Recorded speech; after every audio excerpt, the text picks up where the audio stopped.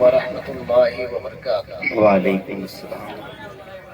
الحمد للہ الذی انزل الکتاب علی نبیہ والصلاة والسلام علی رسولہ الذی جاء الینا والیکم بالقرآن وعلى آلہ وعلى صحبہ الی یوم الدین، اما بعد فاعوذ باللہ من الشیطان الرجیم، بسم اللہ الرحمن الرحیم۔ وقال الرسول یا ربی ان قوم اتخذوا هذا القرآن مهجورا، ويقول النبي صلى الله عليه وسلم بين أصحابه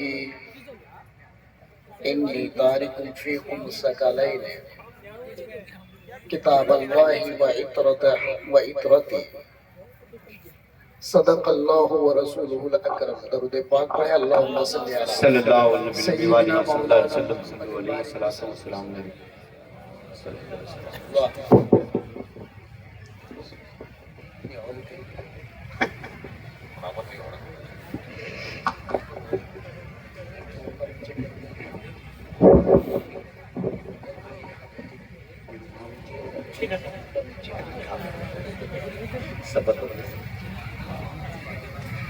ایک بار اور درود پاک پڑھ لیں، اللہم صلی علی سیدنا مولانا محمد بارک وسلم، صلو علیہ صلاۃ و سلام علیک یا رسول اللہ یا حبیب اللہ۔ محترم سامعین، یہ مجلس جشن میں دستار حفظ کی ہے، تو گفتگو بھی انشاءاللہ قرآن پر ہی ہوگی۔ آیت کریمہ کی تلاوت ہم نے آپ کے مابین کی ہے۔ رسول کہیں گے، اے میرے پروردگار، میری اس قوم نے قرآن کو چھوڑ رکھا ہے۔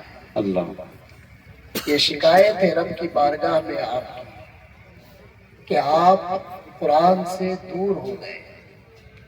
کیا آپ چاہیں گے کہ قیامت کے دن رسول اعظم علیہ السلام رب کے حضور حاضر ہوں، آپ موجود ہوں اور آپ کی طرف اشارہ کرتے ہوئے یہ کہیں اِنَّا قَوْمِ اتَّخَذُوا هَذَا الْقُرْآنَ اللہ، مَهْجُورًا۔ اللہ، اللہ، اللہ، اللہ۔ میری یہ وہ قوم ہے جس نے قرآن کو چھوڑ دیا تھا۔ اب قرآن کو چھوڑنے کا کیا مفہوم؟ ایک تو مفہوم یہ ہے کہ آپ سیرے سے پڑھتے ہی نہیں، دوسرا مفہوم یہ ہے کہ آپ اسے یاد بھی نہیں کرتے، تیسرا مفہوم یہ ہے کہ آپ پڑھتے ہیں، یاد کرتے ہیں، لیکن عمل نہیں کرتے۔ اللہ، اللہ، اللہ۔ گویا کہ محجور کا جو لفظ ہے، جس کے ذریعے سے یہ کہا جائے گا کہ میری یہ قوم قرآن کو چھوڑ بیٹھی تھی، اگر آپ نہیں پڑھتے تو بھی محجور ہیں، آپ اگر اس پر عمل نہیں کرتے تو بھی محجور ہیں، آپ اگر حفظ نہیں کرتے تو بھی کہا جائے گا اِنَّا قَوْمِ اتَّخَذُوا هَذَا الْقُرْآنَ مَهْجُورًا۔ یہ میری قوم ہے جس نے قرآن کو چھوڑ رکھا تھا۔ عزیزان محترم، اس جملے سے ہمیں بچنا چاہیے۔ ہماری یہ ظاہری زندگی کل کی زندگی نہیں ہے، ہماری اصل زندگی آخرت کی بے شک، زندگی بے ہے۔ شک۔ ہمیں اس کی تیاری میں لگ جانی چاہیے، تو کہیں ایسا نہ ہو کہ رسول رب کائنات کی بارگاہ میں درپیش ہوں، ہم حاضر ہوں اور ہماری طرف یہ اشارہ کرے کہ اے میرے پروردگار، ہم نے قرآن ان تک پہنچا دیا تھا، مگر یہ وہ لوگ ہیں جنہوں نے قرآن کو بدست قبول نہ لیا، عمل کی شکل میں نہ لیا، حفظ کے طور پر نہ لیا، تلاوت کے شکل میں نہ لیا۔ یہ تینوں امور ایک مومن کے لیے ضروری ہے۔ اس مجلس کا انعقاد حفظ قرآن کی دستار بندی کے موقع پر ہے۔ جب حفظ قرآن کی دستار بندی کے موقع پر ہے تو صرف آپ ان کو نہ دیکھیے جن کے سروں پر دستار باندھی جا رہی ہے، بلکہ آپ یہ سبق لیجئے کہ ہمیں بھی ایسی ہی تلاوت کرنی چاہیے جیسا یہ بچہ کر رہا ہے۔ عزیزان محترم، میں ایک نظیر پیش کرنا چاہتا ہوں۔ یہ قرآن جہاں آپ کے لیے ہدایت ہے، جہاں یہ قرآن آپ کے لیے اطمینان بخشنے والی شے ہے، جہاں یہ قرآن آپ کے لیے رحمت الہی کا سبب ہے، وہیں یہ قرآن آپ کو گمراہی سے نکلنے کا ایک بڑا ذریعہ ہے۔ بے شک۔ یہ قرآن نجات ہے۔ اس قرآن کے حوالے سے مولا علی رضی اللہ تعالیٰ عنہ نے فرمایا تھا کہ آقا کریم علیہ الصلوۃ والتسلیم نے فرمایا کہ ان قریب تم فتنہ دیکھو گے، اور جب فتنے کو دیکھو گے تو بازار میں چلنا مشکل ہو جائے گا۔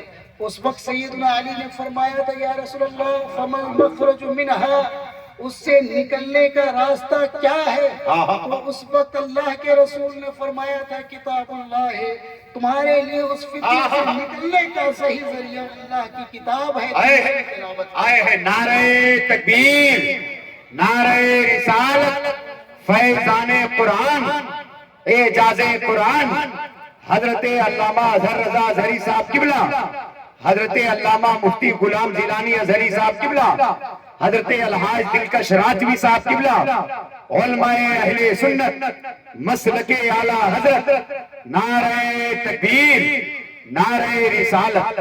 واہ ماشاءاللہ، سبحان اللہ۔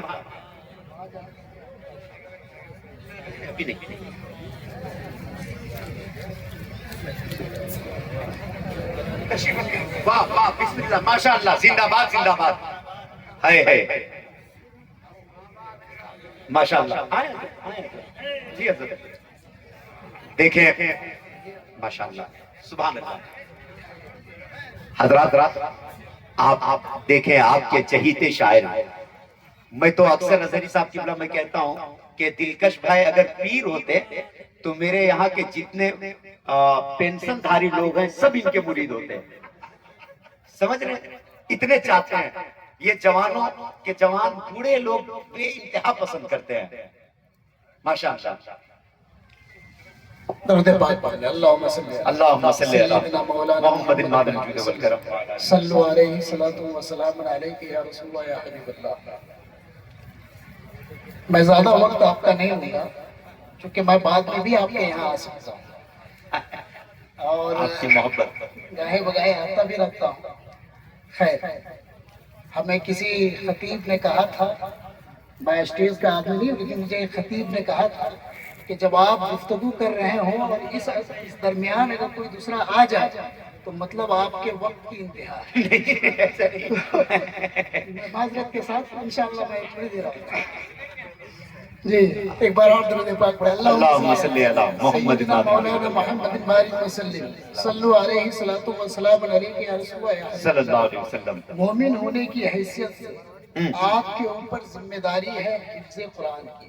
بے شک، تھوڑا ہی صحیح آپ پر ضروری ہے کہ آپ اتنا یاد کریں، قرآن کو تھوڑا تھوڑا یاد کر کے اپنے سینے کو منور کریں۔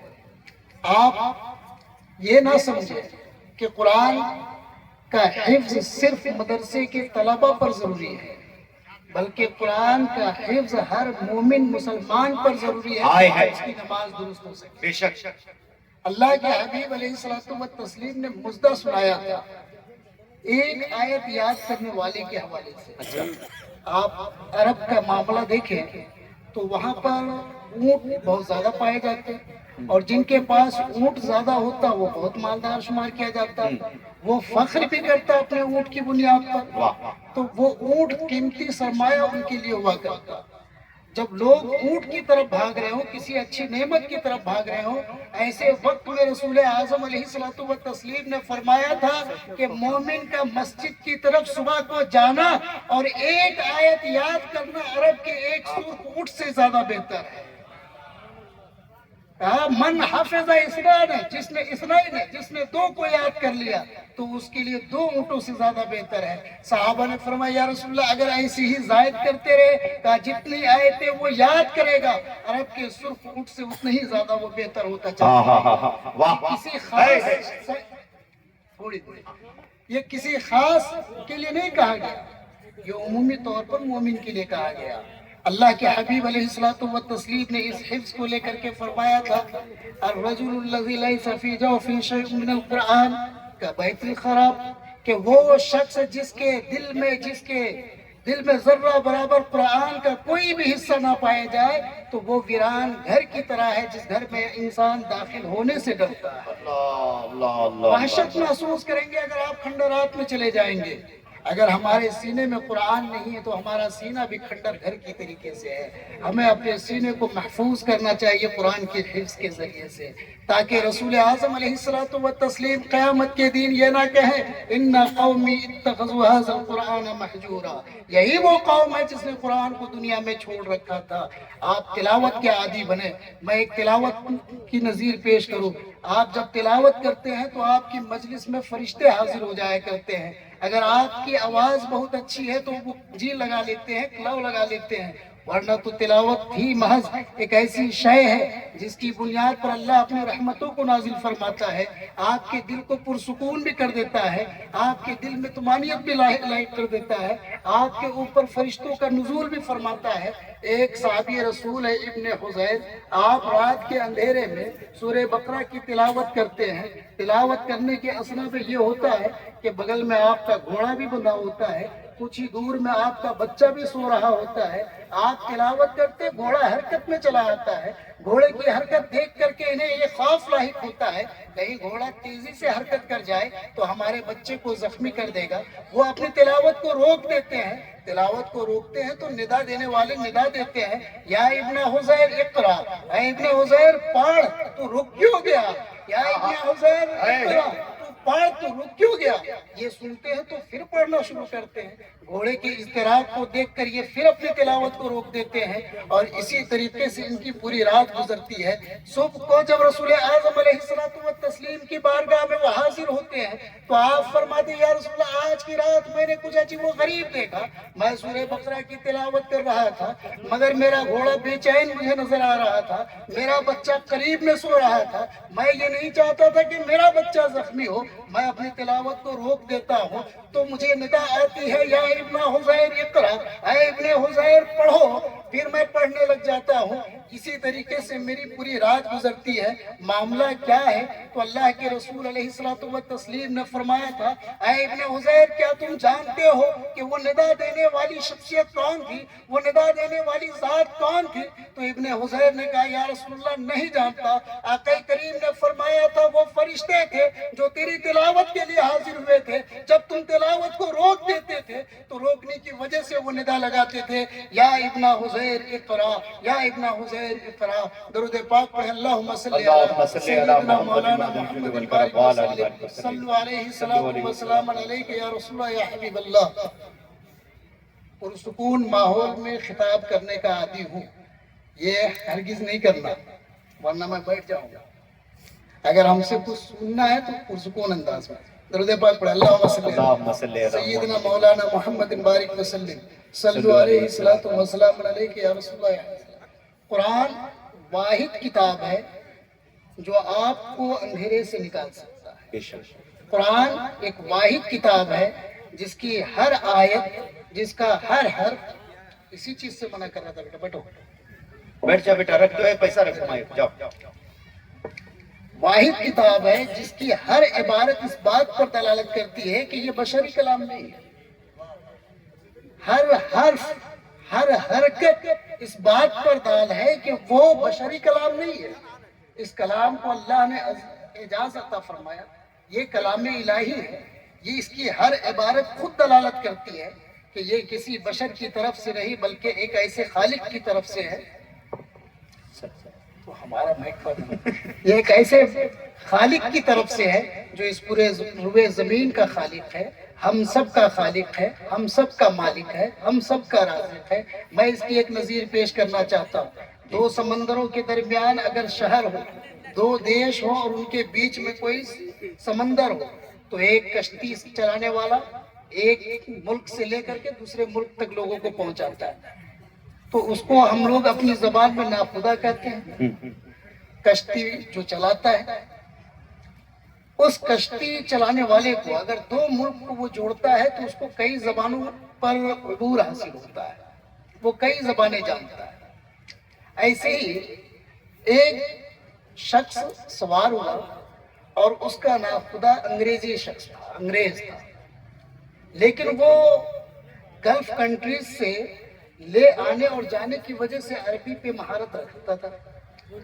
अब ये सवार हुआ, सवार होने के साथ इन्होंने तिलावत की, औ कज़ुलुमातिन फ़ी बहरिन लुज्जीजिन यग़शाहु मिन फ़ौक़िही। ये आयत की तिलावत की। इस पूरी आयत को सुनने के बाद उसने पूछा कि ये कलाम किसका है, जो तुम अभी पढ़ रहे थे, ये कलाम किसका है? फरमाया कि ये कलाम अल्लाह वहदहु ला शरीक का है, हमारे नबी मोहम्मद अलैहिस्सलातु व तस्लीम पर नाजिल की गई। कहा हल रकेब मुहम्मदुन अल बहरा, क्या कभी मोहम्मद अरबी अलैहिस्सलातु व तस्लीम ने समंदर का सफर किया? आपने फरमाया नहीं, पूरी जिंदगी उन्होंने कभी समंदर का सफर नहीं किया। कहा अगर पूरी जिंदगी समंदर का सफर नहीं किया तो समंदर के इस हालत की अक्कासी उसने क्यों की? इस समंदर की इस हालत को उसने बयान कैसे किया कि सख्त तारीकी हो, बादल गरज रहे हो और बीच समंदर में हो, यहाँ तक कि तारीकी का मामला ये हो कि इंसान अगर अपने हाथ को जेब में रख करके फिर बाहर निकाले, ला यकादु अन यराहा, तो उसे देख ना सकेगा। ये कैफियत कैसे बयान की जा सकती है? ये हो सकता है कि ये उनका कलाम ना हो। तुम सही सच सच बताओ। तो फरमाया वो हमारे नबी है। कहा तब तो ये तुम्हारा कलाम इलाही है, ये तुम्हारे नबी का कलाम नहीं, ये तुम्हारे परवरदिगार का कलाम है। चूंकि 10 साल चाहिए इस तजर्बे को पेश करने के लिए जो इस आयत के अंदर पेश की गई है।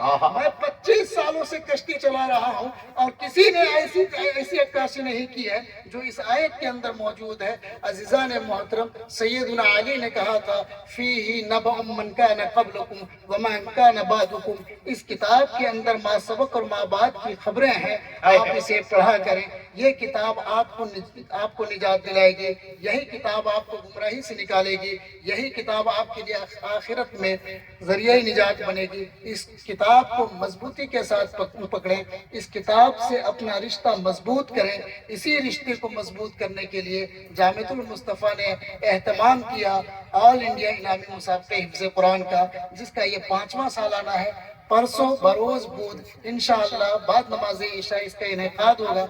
आप आए, इस मजलिस से मुख्तलिफ पाएंगे। आप इस तरीके से आप नहीं पाएंगे, लेकिन वो मजलिस रूहानी होती है। आप जरूर शरीक हों और अपने बच्चों को हाफिज़ कुरान बनाएं, खुद भी कुछ सूरतें याद करें ताकि आपका घर वीरान ना हो, आपका घर आबाद हो। वाखुदा अल्हम्दुलिल्लाहि रब्बिल आलमीन। अस्सलामु अलैकुम।